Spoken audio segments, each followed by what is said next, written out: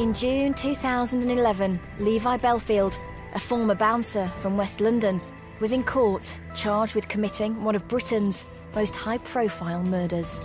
From a high-security prison back to the Old Bailey, convicted killer Levi Belfield goes on trial for the murder of Surrey schoolgirl Millie Dowler more than 9 years ago. Millie Dowler was last seen around Walton-on-Thames station on the 21st of March 2002. Her disappearance sparked a police investigation on a national scale. Today, that disappearance was described as every parent's worst nightmare. Levi Belfield was a domestic abuser, he was a woman murderer, he was a child molester, and he was a child killer. He's just the most violent, unreasonable, unpredictable, dangerous person I ever came across. The 50-year-old's killing spree was only stopped because his former partner, Joanna Collins, found the courage to speak out against him. You are pleased that you've been part of stopping him and giving the families closure, but then on the other hand, you still feel that terrible amount of guilt that if you had said something quicker, he might potentially not have killed as many or ruined as many's lives. Levi Belfield was convicted of 3 murders and 1 attempted murder. He's one of a handful of prisoners who will never be released.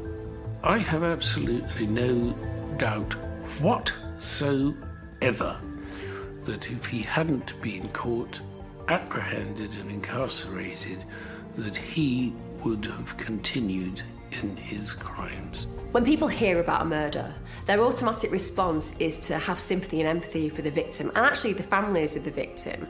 But there are a whole other set of victims, those who are related to the killer.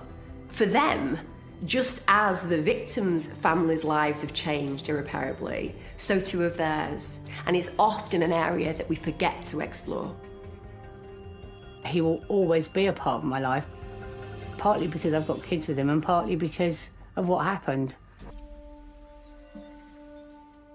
Levi Belfield dominated Joanna Collins' life for more than a decade, first as her partner and father to her children. He could charm the birds out of the trees.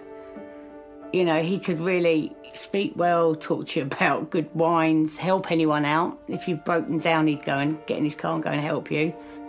When he needs to be, he can actually be the most caring, loving person you'd ever want to find. But their relationship was tempestuous, and Joe was subjected to regular violent abuse. I don't like it when people call him an animal. So I find that very unfair on animals, because animals don't behave like it. Animals kill to survive, they don't kill for pleasure, and they don't rape, and they don't abuse. So to call him an animal's unfair. A monster, yeah, or a rogue, that's okay, but not an animal. Joanna Collins is one of the most feisty and courageous women I think I've ever met.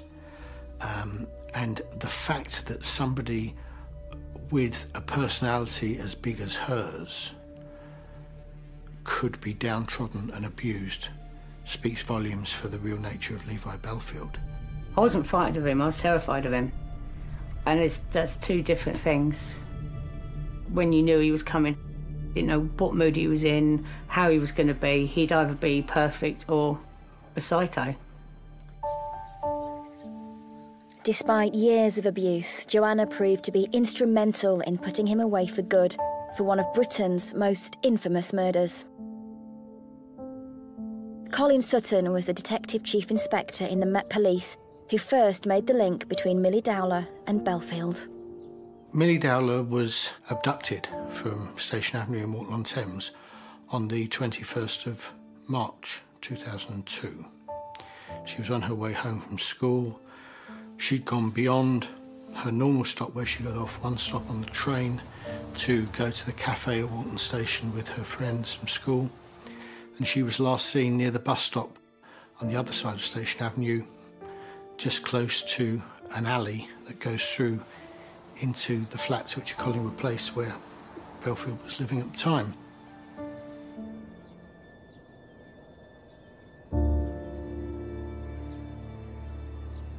The first time I heard about Millie Dowler's disappearance was in the press and on the news. From the day the search began, the people of Walton, whether they knew the teenager or not, never gave up on Millie Dowler. From her parents, a plea from the heart. We're devastated. We're just so desperately worried, and we just want to have Millie back home with us so much. When you first see it, you think, please, not another kid. You know, because it's a child, isn't it? And being a parent, even if you're not a parent, you don't want someone else's kid to be missing. The crime itself appeared completely nonsensical. There was no motive, no relationship. Nobody knew for such a long time what had happened. We kind of got to know her through the recordings on the phone, through the pictures that her parents posted, and you felt that you had a relationship with her. And knowing that Belfield was able to kill her just goes against the grain of what we expect from human beings. Her body was eventually found on the 18th of September 2002 in Hampshire, a road that goes into the woods. There were some people out to go and pick mushrooms, and they found Millie's body. There were no forensic clues really from her body, not even any reliable certainty as to how she died.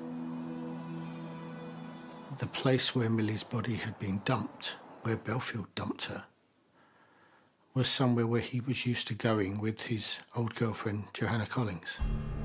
Joanna Collins had first brought Belfield to the police's attention in 2004, following an appeal for information after the brutal murder of a 22-year-old woman. She told officers that he was a violent man who had a hatred of blonde women.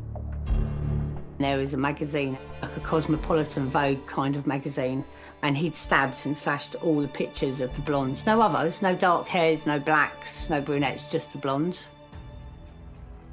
Every girlfriend and everyone he's killed have all been blonde. When Belfield became a suspect for this murder, Colin Sutton discovered information that also connected him to Millie's death. Surrey police then got in touch with Joe. The police had questioned him about Yateley, and he said he'd never been to the area. Bizarrely enough, I'd got rid of every photo that I had of him, burnt the lot, bar 2 photographs, and I don't know why, but I kept them in an envelope. They were of me and Levi at Yateley Horse Show. And the police had said to me, can we go to the showground so they could see where the picture was taken and the location. And as we were driving down the dual carriageway, on the left, there's like a lot of land, like a common. I said, yeah, we used to take the dogs coursing over here. And they sort of like, you know, slammed the brakes on, and they looked at each other, looked at me, and they were like, but you never mentioned that before. I said, well, you didn't ask. You've only asked about Yateley Horse Show. So they said to me, can you take us exactly where you used to go? So I did. And while we were walking along, they sort of, every now and then, like, look at each other, and they sort of, are you sure you know where you're going? And I was like, yeah, because we used to come up here. And it turns out that where I actually took them and where we finally stopped is right near where they found Millie's body. Joe's evidence proved Belfield knew the area of Yateley well, but he still denied killing Millie. Why haven't you sat there and said, jumped up and down and shouted from the rooftops, you've got the wrong person? No comment. Then are you an innocent man? No comment. Because if you are, tell us. No comment. And give us that explanation for where you were and what you were doing. No comment. Are you able to do that, Leroy? No comment. Belfield was charged with the murder and faced trial, but pleaded innocent. The way he conducted himself during trial at the Old Bailey was appalling. To the judge, yes ma'am, no ma'am, sir, to the barristers. But as soon as the jury were out, as soon as the judge was out, he would be kicking off, he'd be yelling at his legal team, mouthing obscenities. He just behaved in a completely different way.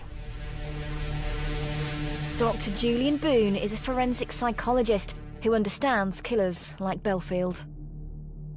My guess is that at that time, school kids were turning out all at the same time, and that looking for a girl and feeling possibly angry, he found it necessary to pick on poor Millie, who happened to be walking beside a bus at the time.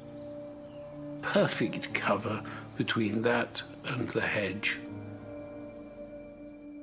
I think that it is a deep-seated urge to go for female victims, and where the opportunity presented, he would pounce. And has absolutely no remorse. For Joanna, her evidence to police meant that she would finally have to tell her children the truth about their father. I'd managed to keep everything quiet and keep away from them. It was when I was at the Old Bailey over the Millie Dowler trial that I had to tell them, because obviously it was on the telly and everything. To tell my kids that their dad was a murderer, no, I didn't find it hard, because we're very close. He'd never hurt his own kids. Other people's kids, but he'd never hurt his own kids.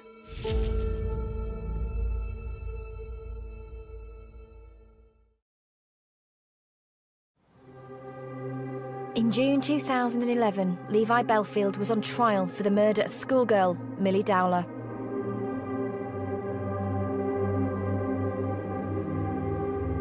Levi Belfield was an individual that could have attacked anyone at any time. He was motivated by the way he felt and took out his wrath on anyone who was in the wrong place at the wrong time. His former partner Joanna Collings was forced to tell her kids about their father's violent past. I didn't sit them down and have a chat with them. I think we were out on the yard doing the horses, and we were just discussing things. And a few times they'd sort of said about their dad and, oh, you know, where is he? And I'd always said, oh, he's not a very nice person, he's not around. The conversation went along the lines of that I'd be on the telly because of what had happened and that he had potentially killed someone, but what they had to remember was, for all his faults, he was a good person, which is true. Joanna first met Levi when she was 18. I used to keep my horses round the corner from where his mum used to live. He had quite a nasty reputation for sorting out trouble or causing trouble. Levi loved a fight. It wasn't until Joanna was in her early 20s that she first started dating Levi. To start off with, he didn't appeal to me at all. He wasn't my sort. I'd long lost my dad, and when you're in quite a bad place, he always comes across as the big softie. I was crying one night and, you know, he came over and he was like, oh, you know, what's wrong? And I was sort of saying, oh, my dad's not long been, you know, died. But he kept asking me out for a drink and, oh, no. And then you kind of give in. Well, we went for a meal on the first date and he turned up with flowers and it was lovely. It was really nice. And he literally moved in from that night. We know that when Jo started dating Belfield, she'd recently lost her father. And when you are in the throes of grief, you are looking for somebody to look after you. So it makes perfect sense that this guy who was equated with being a bit of a bad lad but powerful, that he was somebody that she'd feel protected by. She'd have been easy to manipulate. The fact that they move in with each other into her mother's house after the first date demonstrates just how vulnerable she was, because that's not making a positive choice. And it was not long before Levi started to show Joanna his true nature. It was all right to start off with. It was perfect, really. And then you sort of started seeing the change coming. The first time he hit me, it was more of just a slap than anything else. And then he got really upset and, you know, because he told me, and I believed him, that I was the love of his life and he'd never felt this way about anyone. And, you know, he was just so sorry and he didn't know what had come over him. Levi Belfield was one of those domestic abusers that essentially reacted with violence and then suggested regret. And what that does to a victim is it confuses them. you actually do genuinely think, did I do something wrong? Am I in the wrong? And before you know it, you are actually controlled by him. The way he would control you would be, you couldn't have your own car. You did, but he used to use it all the time, and phone calls he always had to answer or listen in. Post, he even opened my mum's post one day and she went absolutely ballistic. Bathroom, you didn't go to the bathroom on your own. You had to leave the door open or he would come in with you. It started off with a few slaps and a bit of verbal abuse, and then it progressed to the punching, the kicking, the rapes, the strangling, burnt cigarettes, whatever he chose to do.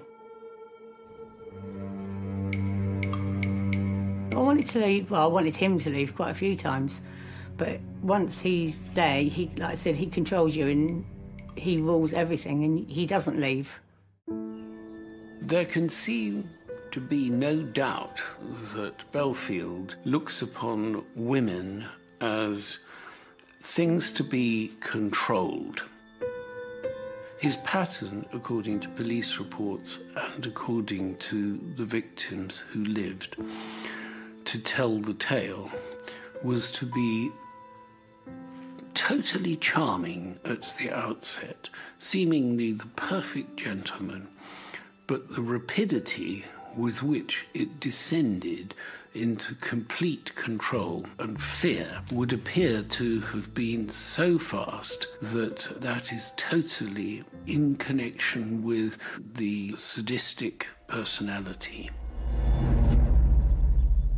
They do not have a sense of uncertainty and a powerlessness because they've got power and certainty over somebody else. To start off with, you don't fight it, but you do question it. But he's so clever that before you know it, you're so involved and in so deep that it just becomes everyday way of life. You don't actually think, well, this isn't quite right. You do believe him because 9 times out of 10, he wasn't the person that he turned out to be. He was a really nice person. And it is really sad that if you could take the nice person away from the rogue, you'd have probably almost perfect boyfriend material. Jo does what so many people do in domestically abusive relationships. She looks at the good points. So instead of saying, I am living with a dangerous, aggressive, violent man, she says, I am living with a loving man who occasionally is violent. That is why people stay in domestically abusive relationships, because they believe the best in that person, even though they've seen the worst of them. Just underneath this wing now, I had a dolphin tattoo with Levi's name on it. It was almost like a classic brand of his, that everyone had Levi's name tattooed on them. The fact that Belfield had several women have tattoos of his name just demonstrates his desire to own them. It's about possessions, it's about branding them. So this indelible mark of his being present in their life, that was important to him, because much like he would like to own a dog, he liked to own his girlfriends. Jo felt powerless to do anything about this abusive relationship. I've spoken to Jo many times, and she felt for a while, could she have done anything to stop it?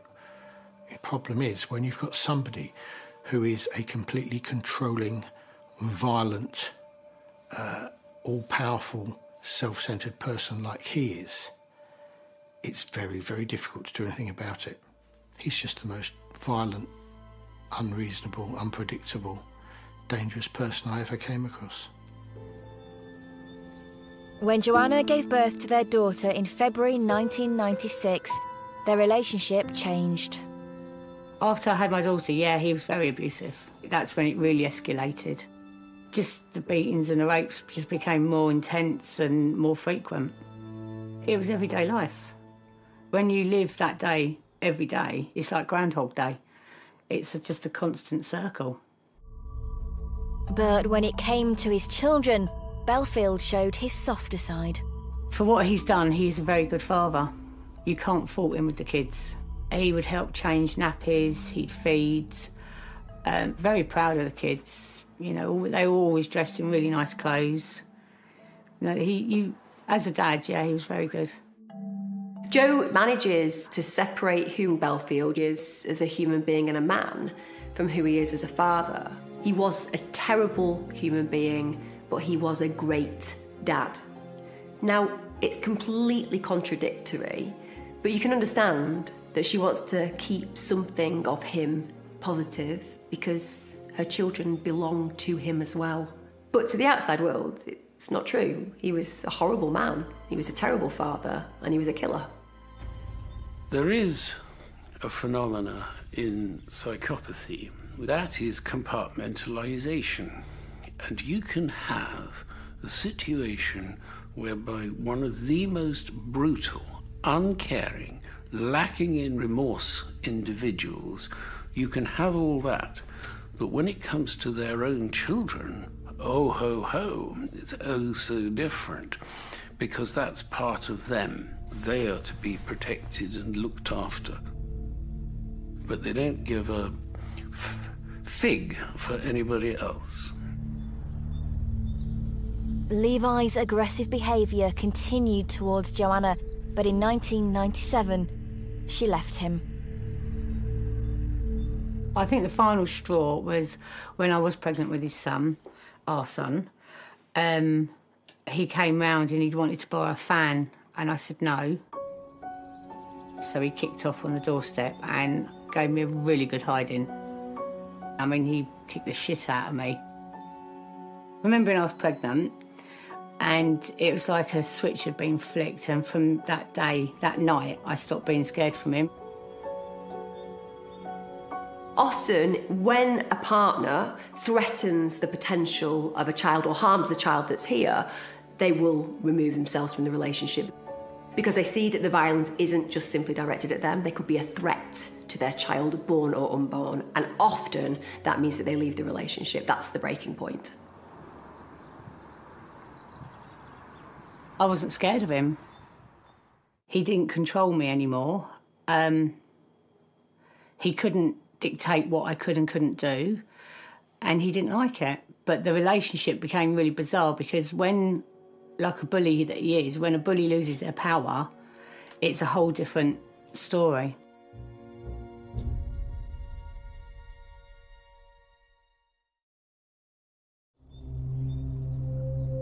Joanna Collings had broken off her relationship with Levi Belfield in 1997 after he assaulted her while she was pregnant with their son. But he then began to stalk her. He kept ringing the house phone constantly. Just be on the phone long enough to hear where you were or what you were doing. Drive past all the time. And we had God knows how many pizzas delivered, taxis, other takeaways. I did get an injunction, yes. I was the only one that ever did. The injunction was pointless because he ripped it up and put it through my letterbox anyway, half an hour later. When you hear Jo talk about the fact that Belfield stalked her, she talks about it quite flippantly. Now, if you've been heavily controlled for a very long period and you've got used to being micromanaged, when somebody continues to do that from a distance, it's normal for you. And that makes me come to the conclusion that she has adjusted her reality to make herself feel that those horrendous events were not quite as horrendous. It's a way of coping. Despite Levi's constant presence, Joanna was determined to keep her children away from him and his family. They didn't need to be involved in that situation. They're my children. We're the lioness, they're the cubs, and you protect them.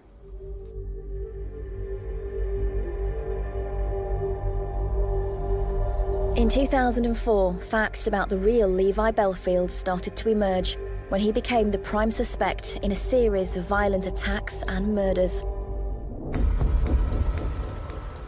Detective Chief Inspector Colin Sutton led the team investigating.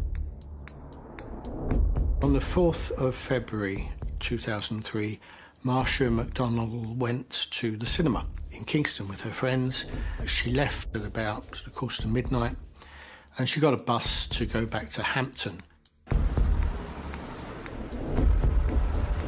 This was the bus stop where Marcia MacDonald got off after her journey from Kingston. On the CCTV, we see her in the doorway of the bus just getting ready to get off. And then through the windows of the bus, we can see Belfield's car in the crossroads there, and it stops, and it's waiting to see which way she goes. She turned right, the car followed her, being driven by Levi Belfield. Just a few minutes later, Marcia is found outside a house only yards from her home. She's got a terrible injury to the back of her head from which she never recovered.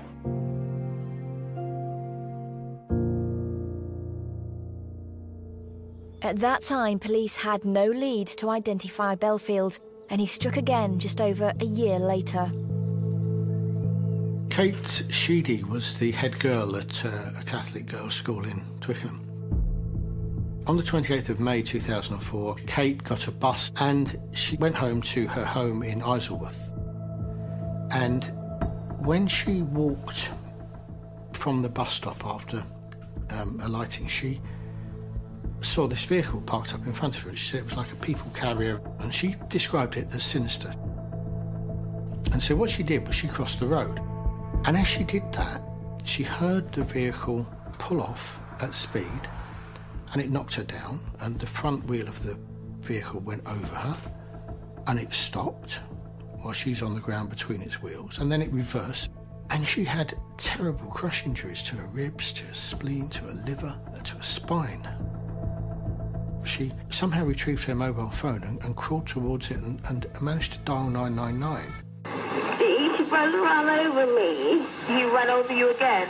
Yeah. He ran over you twice? Yeah. And I'm really hurt. It's a common myth that murderers continually use identical methodology. So I'm not at all surprised that there are differences in terms of the mode of attack, be it a hammer, be it strangulation, be it rape and torture. Incredibly, Kate Sheedy survived the attack, but another young woman, Amélie Delagrange, was not so lucky. Amélie Delagrange was attacked in the evening of the 19th of August in 2004. Amélie was 22 years old. She'd grown up in a idyllic, quiet village in Picardy called Anvoil. Her father was an architect, her mother was a PA, and she got a job in a patisserie in Richmond and a room in a house in Twickenham, near Twickenham Green. This is about where she was attacked, where we're standing now. And she was aiming for that road over there, where her flat was just a couple of streets away. So she made it to within 200 yards of her house before she was attacked. Amélie had been hit on the back of the head. The severity of the blow, the force that was used, there's no doubt that this was somebody who knew what he was doing. He was trying to kill her.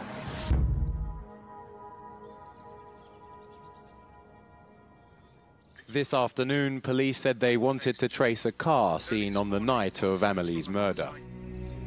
It was the news of Amélie's violent death which had persuaded Joe to first speak to the police. When he killed Amélie Delagrange on Twickenham Green, I did go into the incident room. I think it was a couple of days after. I just knew in myself that it was something to do with him. She said that my ex-partner is a man called Levi Belfield. He works as a bouncer, as a wheel clamper. He's very violent. He's misogynistic. He's violent towards women particularly, and he knows this area very well. And he drives a little white van. And of course that was the key, because she said he drives a little white van and we were looking for one. In November 2004, following Joanna's tip-off, police were able to arrest Belfield for the murder of Amélie. He was arrested at his home address in Little Benty in West Drayton. naked, hiding under the fiberglass insulation in his loft. Levi told us, he said, you know, oh, I thought you were other gangsters or criminals coming from. I didn't realise you were the police, sir. I'd have not gotten hidden if I'd have known it was the police. You know, he was always trying to charm and explain things away. It soon became clear to Colin and his team that this latest murder was similar to other attacks they were investigating. The telling thing about it, perhaps, is that we continued to do the crime pattern analysis for before and after his arrest. And these blitz attacks, single blow, back of the head to women, were pretty rare. Nationally, were almost confined to southwest London. But they stopped. There's no doubt that these other attacks, maybe a couple of dozen similar attacks, some of them outside of London, but where he was at the time, where he was working or where he'd travelled to, are down to Levi. You know, he's responsible for virtually every one of these attacks that has happened in the last 20 years.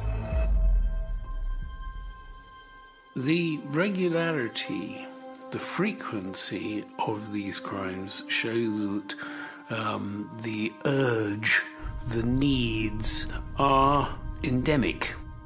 It doesn't require a particular trigger.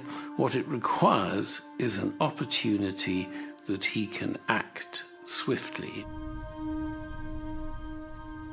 Despite knowing how violent Levi could be, Joanna felt very conflicted when Belfield was finally arrested. The day he got arrested, it was really bizarre because it was like I said, it's almost like you've always had that safety net.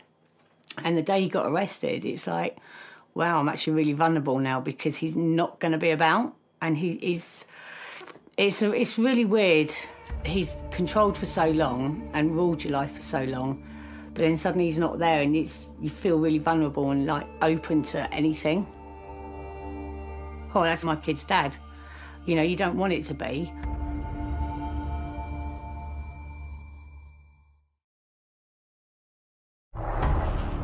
When Levi Belfield was arrested for murder in 2004, his ex-partner Joanna Collins' life was turned upside down. When Levi was first arrested, my son did say, could he go and visit him? I said to him, at the end of the day, it's your dad. If you want to go, I'll back you all the way, but don't be disappointed and don't expect anything special. And about a week later, he came up to me and he's like, do you know, I don't want anything to do with it. So, I mean, if they wanted to, it would be completely their choice, but they've got no desire to have anything to do with any of the family. In February 2008, Belfield was found guilty of the murders of Marcia McDonnell and Amélie de Lagrange, as well as the attempted murder of Kate Sheedy. I did follow the first trial through the press, but I knew what was going on anyway because the police had, I said they were really good. They literally kept you informed on everything. You know, every day you spoke to them and every day they let you know what was happening and what was going on. In March 2010, the police had enough evidence to charge Belfield with the murder of Millie Dowler. In 2011, Belfield was on trial again. This time, Joe was called to give evidence in court. When we went to the Old Bailey, it was really daunting. The police said, oh, you know, there's quite a few press outside. There was like hundreds of them, and they were all shouting and taking pictures and all the flashes. The British press were not the only people closely watching Jo give her evidence. Levi's mum, sister and brother were there.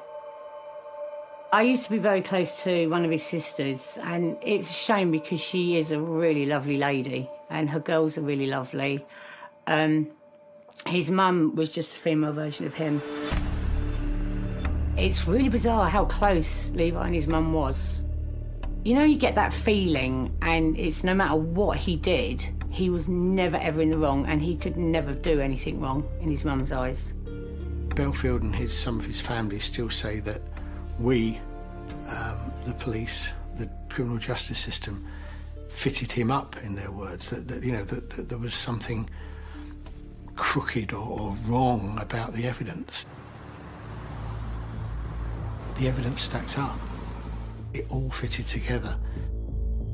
But we know that the kind of aura, the personality of Levi Belfield was such that it could kind of intoxicate others in some ways. Maybe that's what happens with his family. Maybe, you know, they just cannot see him for what he is.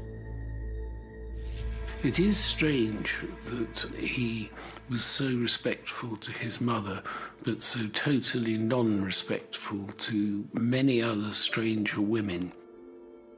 But if you have family, then very quickly the rules of psychopathy change. It really is not so much blood is thicker than water, but blood is important, water not at all. Despite the pressure, Joanna faced her ex, Levi Belfield, in court. I refused to scream. His barrister and our barrister were side by side, and he was sort of, you could see him in the middle, behind, and you try to talk to them without actually looking at him. And then you think, do you know what, I've got nothing to hide. I don't need to hide from him, because what I've said is true. Even though he will tell everybody that I'm a liar, and his family will say I'm a liar, and everything I've made up. You sort of make eye contact. For a split second, you sort of think, no, do you know, no, you're not going to do it anymore, because you are guilty and you need to be found guilty, which thank God he was. He was, of course, sentenced to whole life tariff for Millie's abduction and murder, and whole life tariffs for the 2 murders and the attempted murder. With this verdict, I can finally move on with my life and attempt to put this behind me. Of course, I will never be able to forget what happened to me. The scars on my body and the memories I have are something I will never be rid of, but hopefully I can move on. It was an incredible day, the day that he was convicted and then sentenced. I don't know how to explain how I felt. It was very difficult to speak to anybody afterwards. I think everybody was so emotional. There was an awful lot of hugging went on, but not all that much talk. You know, people were just so relieved that we'd succeeded. There were 8 or 9 different victims of Levi Belfield, some of whom's offences weren't even charged, that came along to see him sentenced, because we kind of told them that even if we can't get the evidence to charge him with your offence, your justice is her justice is your justice. And you know, the important thing is that he's locked away forever and he can't harm anyone else in the future. I believe he's the only person to get a whole life tariff sentence on 2 different trials. It's absolutely right he should never be released, just because he's such a danger. He is one of the only few prisoners in this country that will never come out. It does give me a lot of confidence, because it means I'm safe, because I know if he got out, he would have come for me. What makes Levi Belfield terrifying is that he has little reasoning behind his crime apart from wanting to create pain in his victims. You know, he has no motive or relationship. They've not done anything to him. They're completely innocent human beings. In January 2016, Levi Belfield would claim that he'd raped and strangled Millie to death before dumping her body. Belfield's confession to what he did to the teenager after snatching her from near this station in Surrey has brought the Dowler family no comfort at all. He would retract this confession a few weeks later. One thing we know about offenders who have sadistic characteristics is that they can offend vicariously. That is to say, you can be sadistic on a one-on-one basis, but you can also torture via their families and their friends. And it gets to the very heart of what those poor parents and family had to put up with. After the court cases were over, Joanna had to tell her kids that their father was a serial killer. My kids are amazing, absolutely brilliant, and they have no problem. It's not right, no, they don't have, I wouldn't say they don't have a problem with Levi being their dad, but because in their minds they haven't got one. My son came in one day a little while ago and he said, "Oh, I see Daddy on the telly." And I sort of looked at him, I said, "Are you all right, boy?" And he went, "He's not my father, is he?" So, you know, it's not making a joke of him, but they're in that stage in their life that they can actually look at him and think, "Do you know what, you're not a dad, you're not a father." One of the key principles that Jo utilised in her mothering of her children was openness and honesty. She never hid his presence, they always knew who he was. I think it's really, really important psychologically for children to be completely aware if their father is this kind of human being, because they're not in for any shocks. But others are quick to judge Joanna for her past relationship with Levi. I get trolled all the time, but only unless you actually live the life and you know what's happening. They're only keyboard warriors. And you do get a little bit upset when you read it online, how people say you're as guilty as him, you're as vile as he is. But do you know what? I don't know you. You have no impact on my life. So if you choose to sit behind a keyboard and bang out some horrible words, crack on. I have lost some friends over him, yeah, over Levi, but they clearly weren't proper friends. One, she said that obviously I enjoyed everything that I'd gone through with him because I hadn't kicked him out, because I hadn't walked off. And other people, I wouldn't say they thought I was as guilty as him, but some people they just can't sort of process what's happened. People get the wrong end of the stick all the time about me. I think they think you're going to be this dribbly mess that sits there shaking in the corner and sort of doesn't really want to discuss things. I mean, it's hard. The catharsis of sharing your story is something that's very helpful. And the more that you do that, the more you're able to put the pieces of your life back together. Essentially, by sharing her story, she's also giving leverage to other people who may be in those positions. She's reminding you that actually that man who's abusing you has potential to kill. And that's important because people say you come across as this really, strong person. But that's when you're with other people. When you're on your own, you don't have to be strong. But only the strong survive. I'm not a victim, I am a survivor. So if I can be strong after what I've been through, other people... In December 1998, Surjit Athwal, a young mother of 2 from West London, had not spoken to her family for weeks. She had disappeared. This is the area of Punjab where Surjit was last seen. She came here to attend a wedding with her mother-in-law. That seemed a strange thing to her own family because before she left, she talked about starting divorce proceedings against her husband.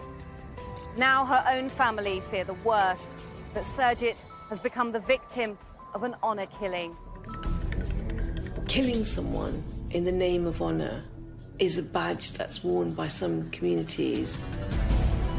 To say, look how strong we are, look how strong-willed we are, we don't care if it's our own, but we will kill for our principles and our honour and our shame. Elderly Punjabi lady in white, Bachchan Kaur Atwal, a grandmother of 16 children, was said to have been the one to hatch the plan, calling a family meeting to discuss the killing. Surjit was married to Sukhdev Athwal. The woman accused of her murder was Bachchan Kaur Athwal, her mother-in-law. Another of Bachchan's daughters-in-law was Sarbjeet, who was married to her youngest son. On returning from India, Bachchan told her of Surjit's fate. She told me that Surjit was drugged, strangled and her body was thrown into the river. And when I heard those words, I was shocked. I just went sick. My stomach just felt sick and I just wanted to collapse. Imagine knowing that someone that you care for deeply has come to grave harm. But actually that harm has been carried out by people that you're meant to trust, by people that you actually live with. For years, Surjit's husband and mother-in-law would get away with her murder. Back-and-Car just went, I'm going to get rid of her. That's what she thought of her as a human being and a life and a mother of her grandchildren. Awful. Sarbjeet and Surjit both married into the Athwal family when they were teenagers. Their parents forced them to marry husbands they barely knew, and the girls moved in with their new in-laws as soon as the ceremonies were completed. Little did they know that Surjit's attempts to leave her unhappy relationship would lead to murder. Her final attempts to break out of the marriage through a divorce cost her her life. Jagdish is Surjit's brother. Surjit was working with him to organise a divorce from her husband. It was this that led to her death. Athwal's perception of her breaking out of their grip was so profound and so compelling for them that it caused them to plan, orchestrate and actually carry out almost a perfect murder 5,000 miles away. The Athwal family were devout Sikhs. The family matriarch, Bachchan Kaur Athwal, could not tolerate the shame created by Surjit's plans to divorce her son, Sukhdev. Bachchan is an individual who wants the whole community to believe that her family is a good family, that her family is the most religious family. The minute that her daughter-in-law says, I want a divorce, that's the final straw. Because now she knows that she has no leverage, no power, no control.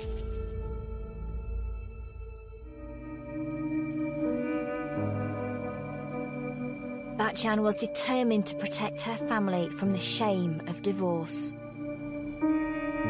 Bachchan had a family meeting. I was asked to sit in the meeting. Sukhdev was there. She said that Surjit's behaviour was getting out of control and she had to put a stop to this. She had spoken to a brother in India who said that if you can bring Surjit over to India, we can take care of everything. Sarbjeet was not aware that taking care of everything meant murder.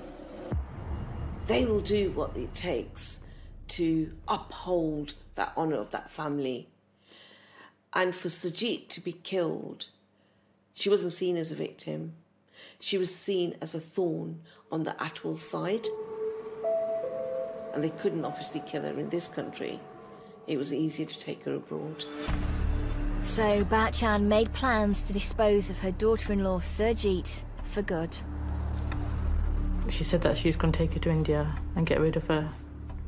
So when I heard these words, for me, I'm just thinking that she's talking out of anger. She's upset. What is she gonna do? That's her daughter-in-law. It's Sukhdev's wife. She can't do nothing. She's just talking out of anger. Sarbjeet was at that meeting. There's a really important reasoning why Bachchan would have had her there, and it's simply because she's then complicit. Because if she hears what's happening and then the murder occurs, the assumption of Bachchan is she's in on it, she's one of us.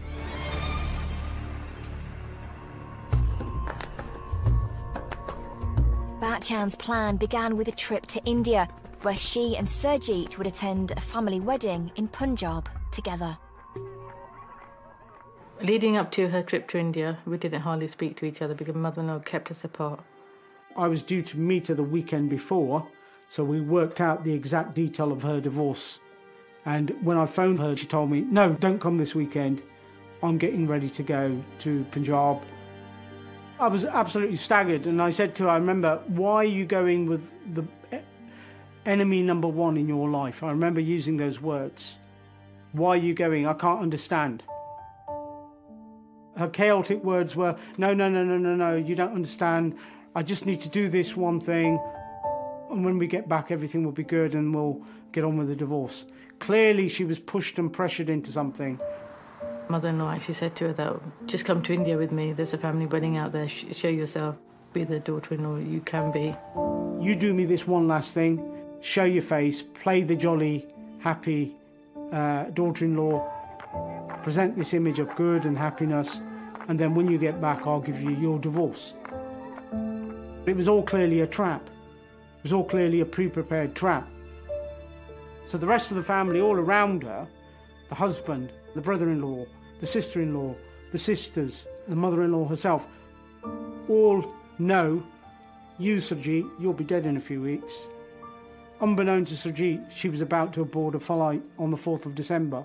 She was never going to come back. Sarbjeet, now realising Bachchan's plan to get rid of Surjit was real, did what she could to stop it. On the day they left, I called Crime Stoppers to tell them what was going on. I then wrote a letter to my local police station telling them what was going to happen before it happened, so hoping they could put a stop to this. Nothing was done. When Surjit went to India, I spoke to my sister and said to her that Bachchan's taken Surjit to India and said that she was going to get rid of her. And my sister, 2 days later, had gone to the police and reported exactly what I said to her. And again, the police didn't do anything about that. Sarbjeet knew that something sinister was going to happen to her sister-in-law. She was privy to those conversations, and imagine how terrified she must have been knowing that that was the capability of her mother-in-law, husband and brother-in-law. In spite of that, she wrote to the police. That is heroic. It might seem small, but when you consider what she was up against, her own potential murder, it was incredibly brave. Jagdish had no idea of Bachchan's plan, but was becoming increasingly concerned for his sister Surjit's safety. I said it to Surjit on the phone, when you land, you must call me. I remember speaking to her husband, desperately saying to him, give us a number as to where they are staying. His snap response, oh, there is no number in the village where they're staying in Gurdaspur. They don't have a phone number. Well, then get Surjit to phone me. Yeah, I'll get the message sent across. And I asked him, how are you communicating with them? How are you communicating with Surjit and your mother whilst they're there? Surjit and her mother-in-law Bachchan left the UK on the 4th of December 1998. And upon arrival in Punjab, things seemed to be going to plan. And Bachchan had no problems staying in touch with the family back in the UK. They attended 2 weddings out there. Sukhdev would phone India to speak to Bachchan, and he was getting updates on a daily basis of what's going on. On the 18th of December 1998, having attended the weddings, Surjit and Bachchan were due to arrive home. Mother-in-law came back. She was saying that everything's going to be okay now. Nobody's going to talk about our shame in the family. When she finally told me exactly what happened, then I couldn't believe what I heard. She told me that Surjit was drugged, strangled, and her body was thrown into the river.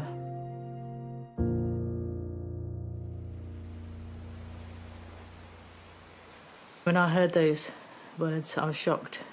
I just went sick. My stomach just felt sick, and I just wanted to collapse because I couldn't understand. At first I was thinking, is it true? Because I still couldn't believe that somebody could do that. It's a family member, she's left 2 kids behind, she's your daughter-in-law. You couldn't have done that. That's when it began to sink in. Actually, this is what you've done. To know that your sister-in-law has been murdered, to know that your family are responsible for that murder, and to know that they have got away with it, you have nowhere to go. What's your way out? You can't talk to your own family about it. You're afraid they'll be ashamed of you. You can't talk to the police about it. They'll ignore you. You can't talk to your husband about it because he might murder you. I mean, what a position to be in.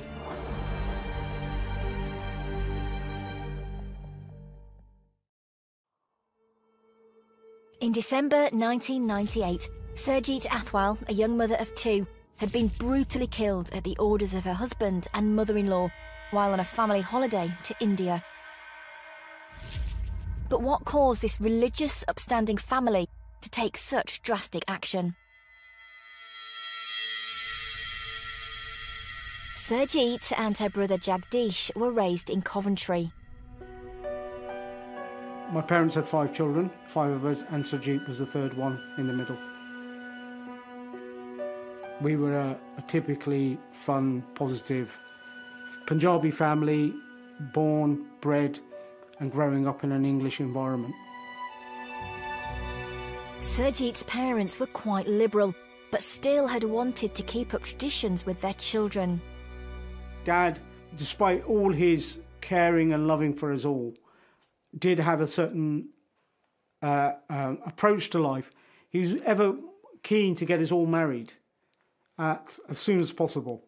And I think that was a cultural streak that he had carried with him from his parents and previous background culture. And I think his innocent but misguided rush to get us all married, all well intended, but seriously misguided, it led to Surjit getting married at a young age, 16. The man chosen as her husband was Sukhdev Athwal. I remember the very day I went with Dad and Uncle, and we went on behalf of the family, as the men in the family, to go and fix up Surjit in Hayes, West London, to the Athwal family. It was a half-an-hour visit, and in half an hour, we had tragically made a decision for Surjit that would cost her life. As a Sikh woman, and as a woman who's born and brought up here in the UK, I believe that Surjit was married at such a young age of 16 because she was very attractive, and the fear of the family, especially the father, may have been that she may attract other men. Her father thought she doesn't want to catch the attention of anyone else that may bring dishonour to the community. Surjit's future sister-in-law, Sarbjit, was raised in a more conservative household. From a young age, my parents always taught us that what honour and shame meant in our family, and not to rebel, so we didn't dare to step out of line.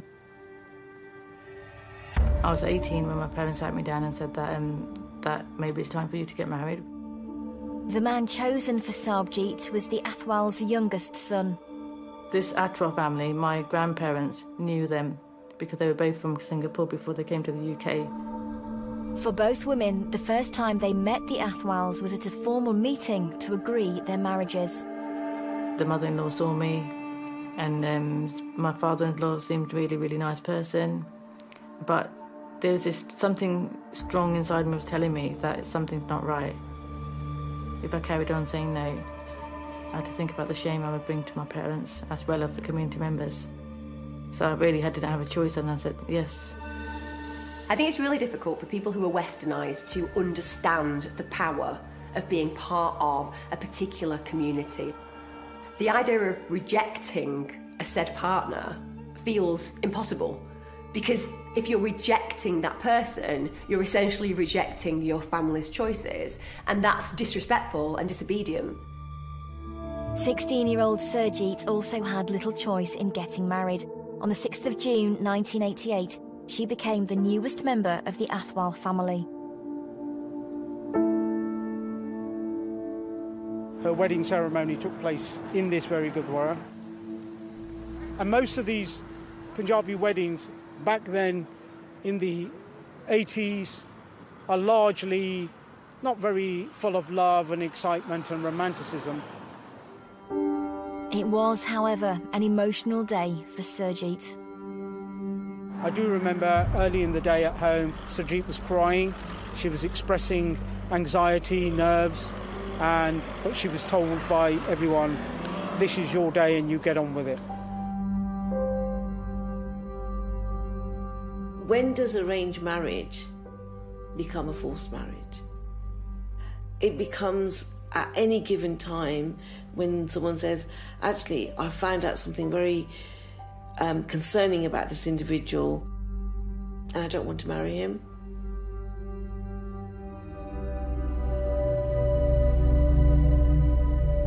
After Surjit married Sukhdev Athwal, a year later, she attended another wedding, Sarbjit's. The preparations for the wedding in our culture goes on for about a good week or so. I don't think I was happy that day. I was unhappy. I was nervous. And if I was honest, I didn't want to be there. I was standing in my dad's lounge and he gets me up and he goes, it's time to go. I was crying that day and I was really didn't want to leave that house, basically, because really, really unhappy. It's meant to be the happiest day of your life when you get married. But I think I wasn't happy. Sarbjeet moved into the Athwal family home in Hayes, but her in-laws were nothing like the happy religious family they presented to the world. The two sisters-in-law, however, bonded over their common experience. Sergey was really, really nice. We got on quite well. And then sometime later, then she would tell me about how she became a daughter-in-law in that house, how people weren't treating her better or nicely, and sometimes speak about the mother-in-law, Bachan Kaur, that watch out for her. It was clear to both Sarbjeet and Surjeet from early on that although their father-in-law was head of the household, his wife Bachan Kaur was the one who really had control over the family. As days went by, my mother-in-law, I started to see her true colours. So if she was with me in presence of other people, she was all nice and pleasant. And it was just me and her, it was a bit cold. And I couldn't really connect with her. Surjeet was just 16 when she moved into the family home and in secret documented her experiences. These diaries would prove to be damning evidence against the Athwals. Since being married to my husband, I just found it very impossible to compromise with him. Every time I tried talking to him, he would disagree and involve his mother in our marriage. I was never to leave the house without his and his mother's permission. I just grew to hate my husband and couldn't stand to be in the same room as him and his mother. Everyone reading those diaries had a lump in their throat because this was a young girl who was just wanted happiness. She'd been attacked. There was allegations of sexual assault in there. The treatment was just barbaric, and it was recorded in her diary.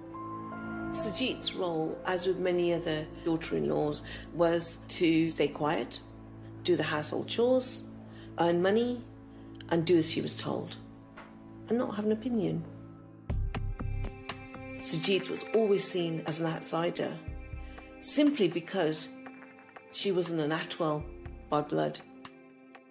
Bachan had 4 daughters of her own, and we could clearly see the difference. She was mainly like, my daughters are more important, and they were allowed to do anything they wanted to do, but as daughter-in-laws, we had to go by her. One of the things that's remarkable about Bachan's power is that she's this quite small older lady. Essentially, she doesn't have any physical power, really. The power that she has is psychological. She controls her boys, and she controls the way that they can treat their wives. That's an intense and immense amount of control.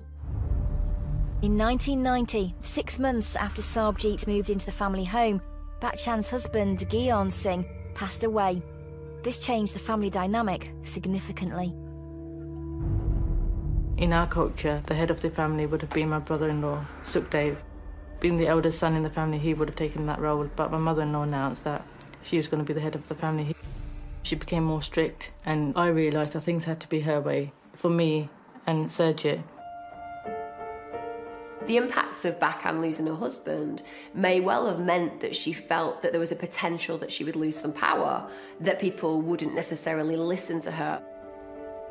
But it's unusual that she would become the patriarch to some degree, the one who has the major control and also the one who's most violent. That's something innate within her. She's cruel, she's controlling, she's nasty, she's disrespectful, and she's dangerous. For 5 years, we were just frozen in thinking that everything was good because she never spoke for 5 years. Would visit periodically, but she would never murmur anything was going wrong. And then suddenly, all abruptly, she just exploded 5 years into the marriage. In January 1994, Surjeet fled the Athwal home. She came to Coventry. She said, I'm fed up. Why is she fed up? Verbal abuse. You're an inadequate daughter-in-law. you're not properly conforming to the Atwell family code or the family manners. Couldn't do anything that was going to upset her. Nothing that would cause dishonour to the family. Always made sure how we dressed, how we behaved, how we spoke out there in the community, that she was happy with that. But Batchan's friends started to notice that Surjit wasn't living with her husband's family. You would get community members asking about Surjit. Batchan, they would say, "Where's your oldest daughter-in-law? We haven't seen her for a while." So to keep honour going in the family, she would speak to Surjit and say, "Come back." In the spring of 1994, Surjit started a new job and agreed to move back to the Atwell family home under certain conditions. So she said the only possible way that this marriage could possibly survive is if you and me, the husband, and our children, we move away and have our own place. And he grudgingly agreed to that. Mother-in-law grudgingly agreed to that. Where do they end up buying their house? Literally next door. And Surjit's mother-in-law, Batchan, was determined to punish her for the dishonour her new job and long absence had caused. When she got a job, she started going out making friends, socialising with people at work, and Sukhdev wasn't happy about that. Batchan wasn't happy about that at all. Her financial income was taken off her. Her finances were controlled by the mother-in-law. Sometimes Sukhdev would follow her to work to find out exactly where she had gone. Then he would come back and report to Batchan, and she would get angry. I could hear from the walls next door that Batchan would scream and shout at her. Then Sukhdev would hit her, and I could hear screams coming from Surjit. They were always complaining about her behaviour, that she wasn't listening, she wasn't being the daughter-in-law they wanted her to be, and she was getting out of control, and they had to put a stop to this. Surjit was about to commit the ultimate betrayal of family honour, as she recorded in her diary. I would like a divorce, as I know I can't live with him because of his violence and his mother running his life for him. She had already instructed a solicitor in West London to start divorce proceedings. She was serious, as the Atwell mother-in-law told me very vividly months before Surjit's murder. She will get her divorce over my dead body. You better tell your sister to get into line.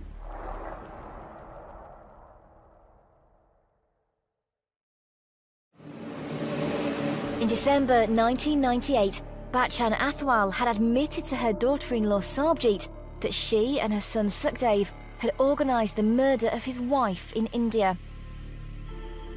The Athwals believed they'd gotten away with the perfect murder. My mother-in-law standing within the community was very powerful. Everybody looked up to her. She was religious, she prayed day and night. What she did with Surjit, I didn't expect that from her at all. I didn't know she was willing to go that far. They carried on living like nothing had gone wrong. I got up every morning thinking that something's got to be done. I can't carry on living my life knowing that something has happened to Surjit. And I did everything I could. I still tried speaking to the police where I could. I had to think about my own safety and my children's safety at the same time, and Surjit's 2 kids.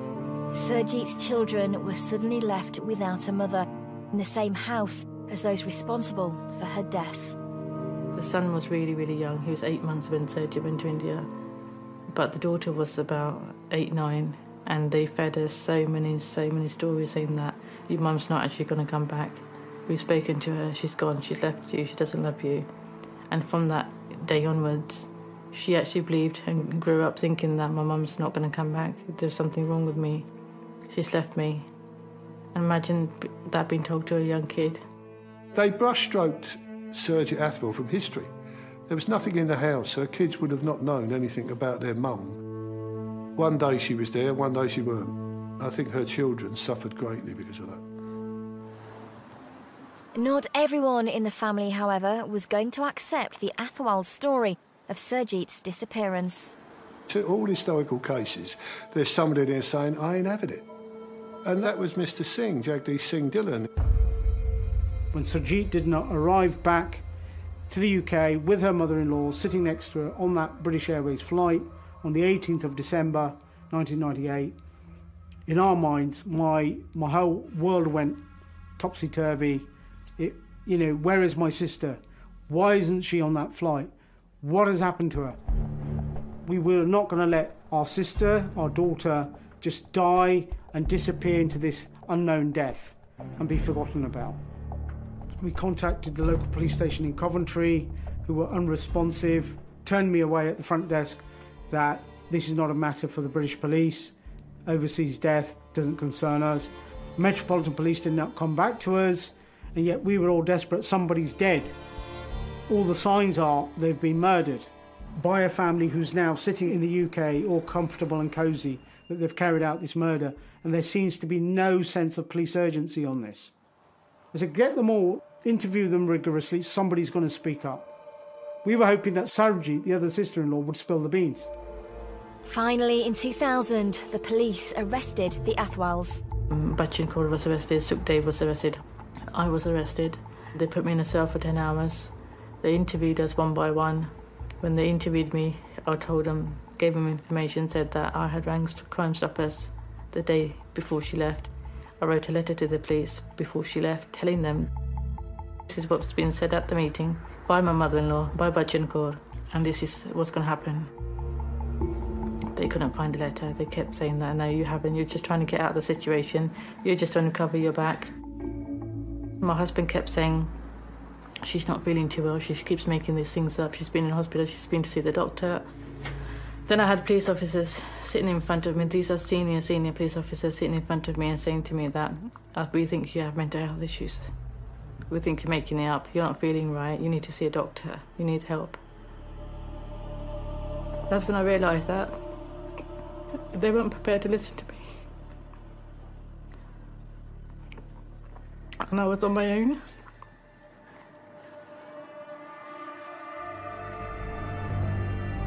When Sukhdev came out, then Bachchan came out, they all asked my husband to find out what she said to the police, because it can only be her, and nobody else is going to speak against us. It can just be her. And again, they didn't have enough evidence to go any further. That case was closed as well.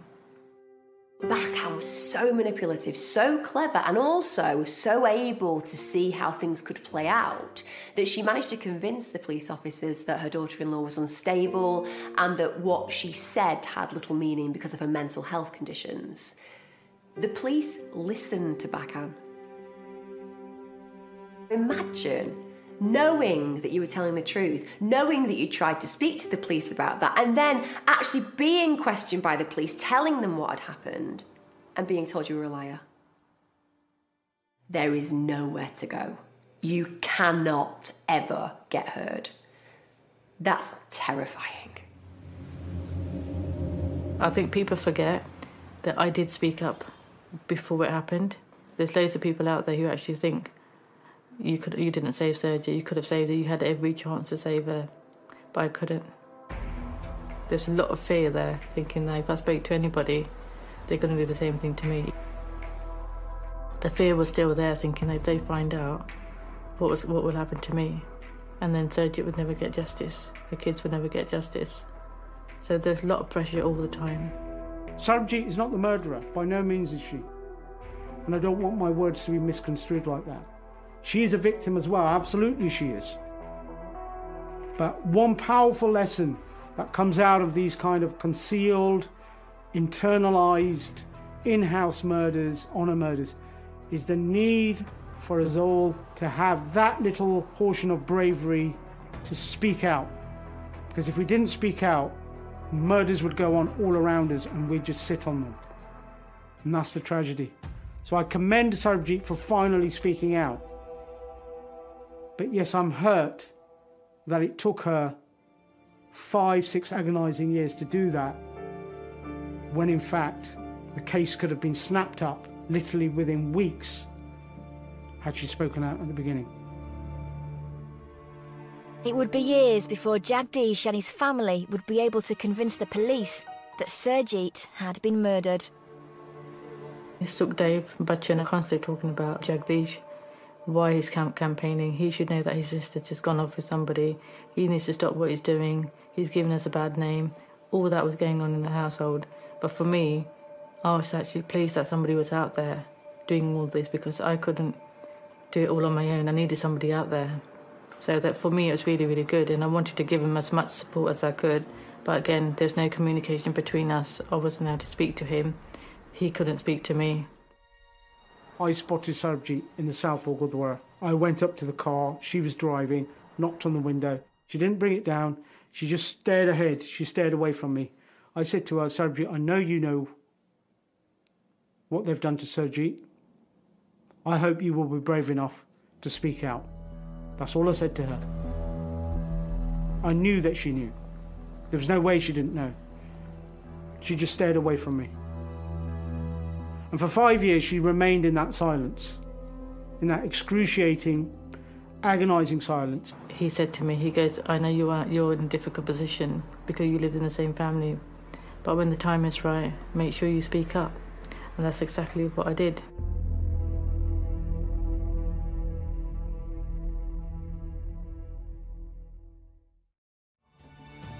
In December 1998, 27-year-old Surjit Athwal was murdered in India at the orders of her mother-in-law and husband.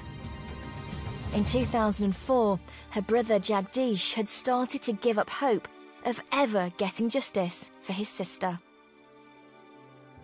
Surjit's case was the first ever such case in British history, known history, of an outsourced honour killing. Nobody from the British government was making any kind of noises. This is a compelling question. Is Surjit not British? Is she not British enough? Is she, what is it? Because she's Punjabi British? She's brown British? She's non-white British? This raised, for me, very powerfully, questions of racism, of race discrimination. After a long public campaign, in December 2004, the Metropolitan Police decided to review Surjit's case. It had been 6 years since Surjit was reported missing. For a family with a missing person in it, you never really get closure. You're always wondering what happened, did it happen, how did it happen, who did it? Justice is so important when you know that somebody that you have loved has been murdered. Chief Inspector Clive Driscoll headed up a cold case team which investigated historic cases like Surjit's, which were embarrassing for the Met. I wasn't aware of the case. I hadn't seen any of the publicity that Mr Jagdish Dhillon had done, and so I know when I took the case on, it was very much on the background information was given to me by the detective inspector. I read the case, and then obviously I spoke to Mr Dhillon. A fresh mind and a fresh attitude and fresh determination. He says to me, in a phone call I still remember and hold close to my heart, he said, Jagdish, I've read through all the documents, I've read through all the petitions, the letters to government, the letters to the Met Police, and I can clearly see all the jigsaws fitting together. Your sister was murdered. I'm convinced of it. And I will damn well get to the bottom of this, and we will damn well catch the killers and we will bring them to justice. That was so reassuring at a time when I was drained, tired, exhausted and demoralised. Here was a new hero in the picture who was ready to run with the case. As the police reopened the case into Surjit's disappearance, in early 2005, they had a breakthrough. Bachchan's surviving daughter-in-law Sarabjit finally felt able to break her silence. I got really, really ill. I didn't realise I had a stomach ulcer which was building up and growing inside me. My eldest daughter was at home with me. She was about 9, 10 at the time. She would come up to me and said, Mum, your eyes are rolling up, your lips are all white. It's really scary. My husband came home. I said to him, I need an ambulance. He ran straight downstairs and he picked up the phone and he called his mum. Her husband calls his mother before calling an ambulance. That demonstrates that the choices he made came directly from her. You have to ask yourself, what if Bachchan hadn't told him to call an ambulance? Would he just have left her there dying? That's how ultimate her power was over him and the whole family. So I was in hospital, lying on the bed, not knowing whether I was going to make it or not. Bachchan came to see me. He said to me, you can't speak to anybody about this. because we get in trouble, you're going to get in trouble with us as well. My dad came to see me. He said, you have to tell us what's happening. So I told my dad that Sergio's been murdered. When she was discharged from hospital, Sarbjeet returned to the Athwal home to take care of her children, but her parents gave her the confidence she needed to speak to the police. She was obviously terrified. I don't think there was any doubt about that. I think to get anyone's trust, you just have to be human. I've always felt that if you're open with everybody and explain that this is me, this is where I am, but I will give you my word that I will try my hardest to protect you. The Athwals stepped up their campaign to stop the police investigation. Mr. Sukhdev Athwal took it upon him to phone me and tell me that he didn't want me to open the case. I like to think I was forceful but polite. In 2006, Clive's team finally felt ready to arrest Batchan and Sukhdev, but news of their progress was leaked to the press. Batchan came over after the papers had gone out. That was a really, really scary moment for me. That night she wanted to stay and she wanted me to sleep in the same bed. I did not sleep at all. I was really, really scared, thinking that if I fall asleep, God knows what they're going to do with me. Next day when she came downstairs, she seemed a bit more pleasant. She was smiling and said that, you've been married for a while now, you haven't met my family in India, and we're going to take a trip to India. And that just brought shivers down my spine, thinking, I know exactly what that means. You know, and that's when I knew that I had to get out of the house. I knew. The plan to go to India never came to fruition. On the 3rd of November 2005, Batchan and Sukhdev Athwal were arrested at home. So was Sarbjeet. Mrs. Athwal must be the only person I know that actually enjoyed being arrested, in as much as she realised that was the moment that she was free and safe. It would be over a year before Batchan and Sukhdev stood trial, and Sarbjeet faced relentless pressure from her own children to withdraw her statement. I left the house when my youngest was 12 weeks old, and we left the other 3 because they were still in schools. I mean, that was my biggest mistake, leaving them at home. My husband used that time to influence them, brainwash them against me, saying that I was getting mad, I was making all these things up. Just saying all sorts, saying that you're a bad mum. They were just breaking the family up. Dad wants us to stay together like before, and you're not accepting that. Dad wants to move in with us like before. Why can't we have that? You're just thinking about yourself, you're not thinking about us. Sarbjeet's children turn against her, and this is something that we would expect. Their minds have been poisoned. They've been told that she's reason for the family breaking down. So there's a lot of pressure from not only the family, the community as well. Religious, highly respected people would come up to me and said that you should be ashamed of what you've done and you shouldn't have done what you did, because in their eyes you did right. What I find personally terrifying is that this woman who murdered her own family member is still considered a respected member of that community. There is something wholly twisted about being able to carry out such crimes and still have standing. In 2007, Sarbjeet faced her in-laws in court. So I remember the first day I went into court, I did the first couple of hours in the morning, and then I came back and I said my knees are collapsing, and I said I can't. I'm literally dragging myself into the dock, in the witness box. She was under a lot of stress, a lot of anxiety, and quite naturally and understandably so. She had been told repeatedly after Surjit's murder that we can also do the same to you that we did to Surjit. So that was frightening enough in itself. It's hard to explain to someone how many of her rights, freedom, not really freedom, how much of her rights had been taken away, how much she was told what to do. So not only did she stand up to the tyranny of a murder, she actually stood up to years of brainwashing. I'm not a medical person, and people might scream and say, what do you know about brainwashing? I know when someone's been beaten into submission, because I dealt with that all the time. Bachan Athwal and Sukhdev Athwal were found guilty of arranging the murder of Surjit and sentenced to life in prison. There was something that Sukhdev said which summed it up. He said, "This is all Surjit's fault." There is no remorse. They actually think they had the right to do what they did to Surjit.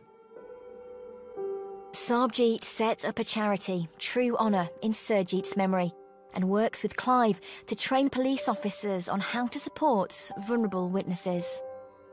Our mother-in-law always taught us that be the good wife to the good daughter-in-law. Because she was quite religious, she was baptised, she would go to the temple every single day. My sister-in-law, Surjit, realised all she was looking for, to be happy and have her own life.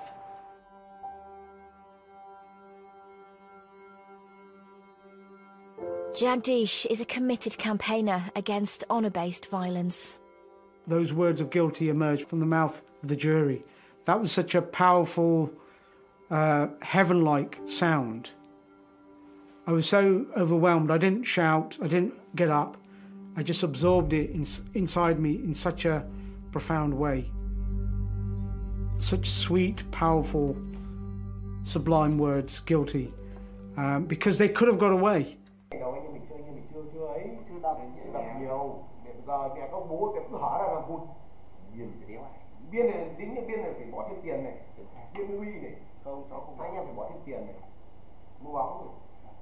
Tiến nó không cần đập, nó cần vèo cái kinh khủng lắm.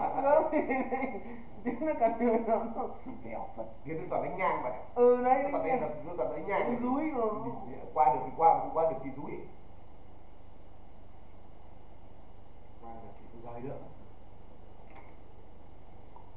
Này thì quen Tiến này.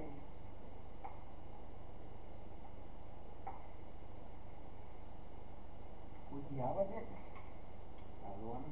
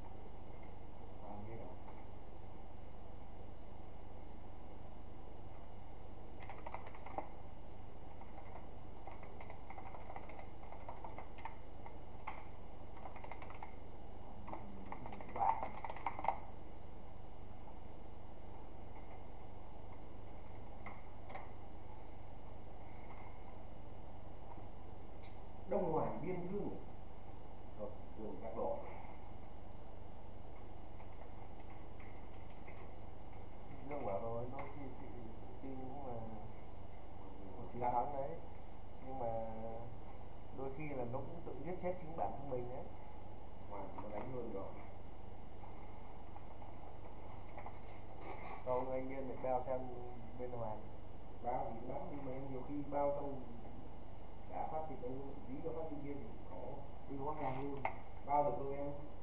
Vâng. Bên hai làm sao một mình bao hết sân. Cái gì ngoài nó cũng biết đánh, không phải biết đánh đâu.